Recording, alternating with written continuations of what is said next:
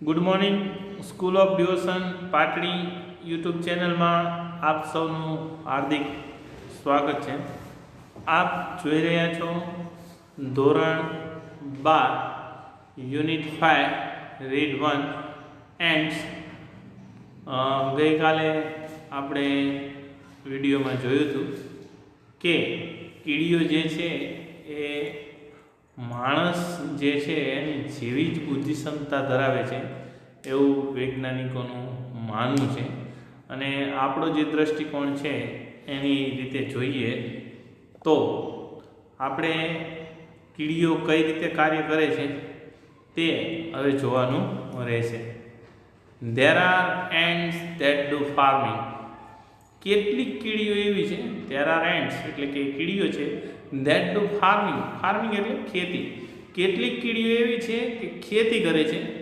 તો આપણે આ સાંભળીએ તો પણ આપણને આશ્ચર્ય લાગે કે કીડીઓ અને ખેતી. તો આ જે છે એ વૈજ્ઞાનિકોના સંશોધન બાદ દેખાડવામાં આવેલું છે. આપણે આગળ જોઈએ કે શું કહેવા માંગે છે.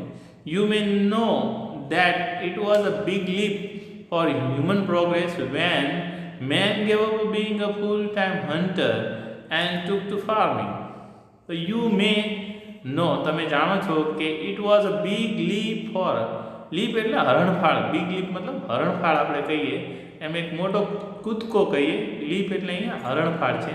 for human progress માનવજાત જે છે એના માટે એક હરણફાળ. શું? તો કે when man gave up being a full time hunter. માણસ જે છે ગેવ અપ એટલે છોડી દો, being a full time hunter. વ્યક્તિ પહેલાં એકદમ સંપૂર્ણપણે જોઈએ તો એ શિકારી હતો. એટલે કે જ્યારે આદિમાનવ જે છે એ જ્યારે શરૂઆત કરે છે જીવન નિર્વાહ માટેની, ત્યારે બધા જ વ્યક્તિઓ જ્યારે માનવ જે છે એનો અનાદિકાળથી જેમ જેમ ઉત્ક્રાંતિ થતી રહી, વિકાસ થતો રહ્યો, એમ સૌ પહેલાં એક શિકારી જ હતા. દરેક વ્યક્તિ, અત્યારે આપણે જેટલા પણ છીએ એમાંના દરેક જે આપણા પૂર્વજો જે છે એ આદિમાનવ જેને કહીએ છીએ એ શિકારી હતા. એટલે કે બધા જ પોતાનું ભરણ પોષણ જે છે, ખોરાક જે છે નિર્વાહ માટે શિકાર જ કરતા. એન્ડ ટુક ટુ ફાર્મિંગ એટલે કે ફૂલ ટાઈમ હન્ટર, શિકારી જે છે એને છોડી દીધો શિકાર અને પછી ખેતી કરવા લાગ્યા. તો યુ મે નો ધેટ આપણે જાણીએ છીએ it was a big leap for human progress.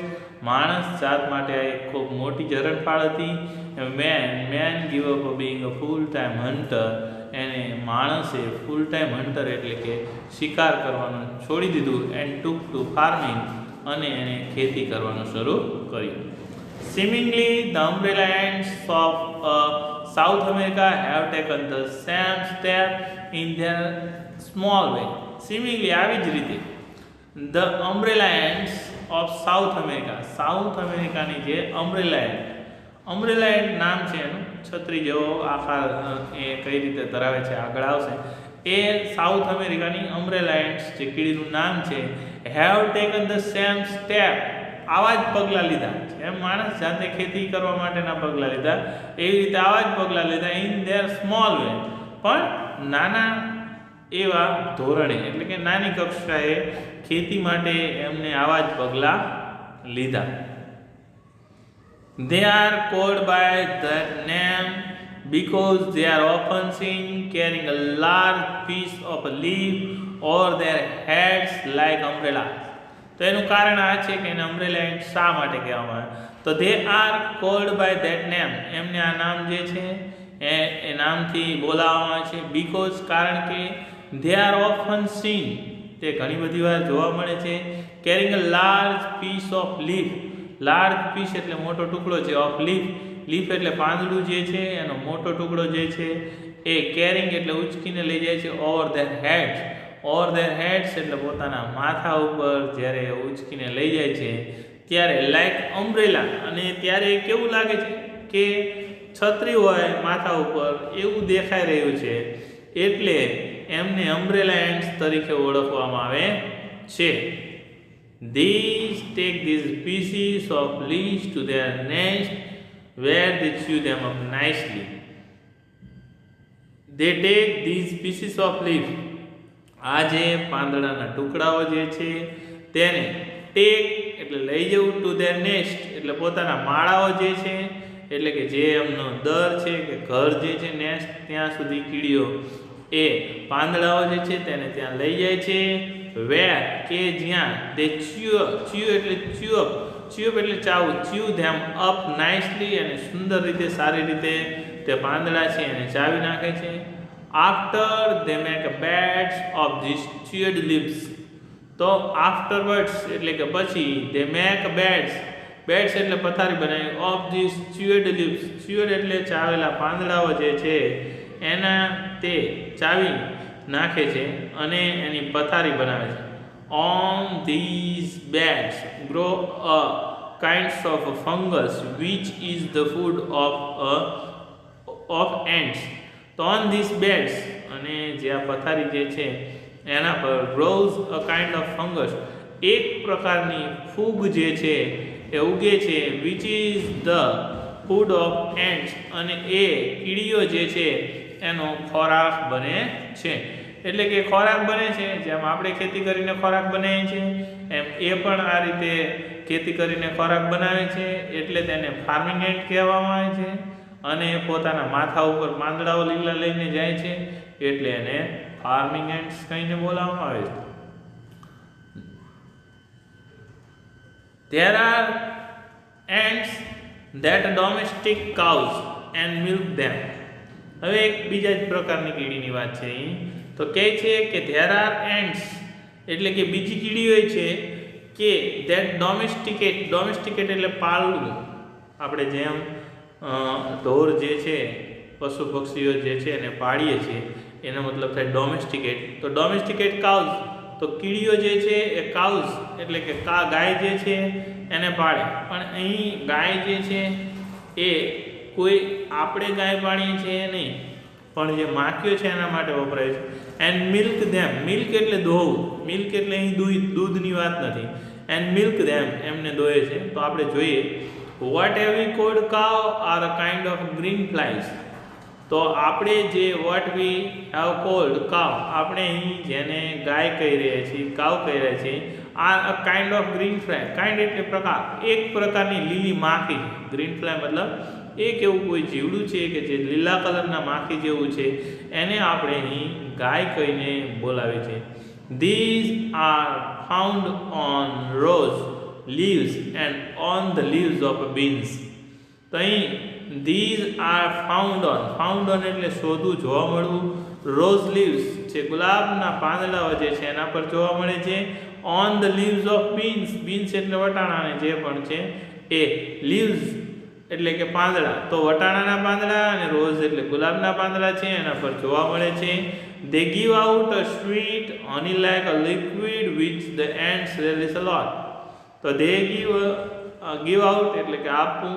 Sweet એટલે મીઠાઈ જેવું મધુર છે. હની મધ જેટલું મીઠું લાઈક લિક્વિડ એ એવું લિક્વિડ એટલે કે પ્રવાહી આપે છે. Which the ant relish a lot એટલે આનંદ માણો. તો કીડીઓ જે છે એનો પુષ્કળ ભરપૂર આનંદ માણે છે.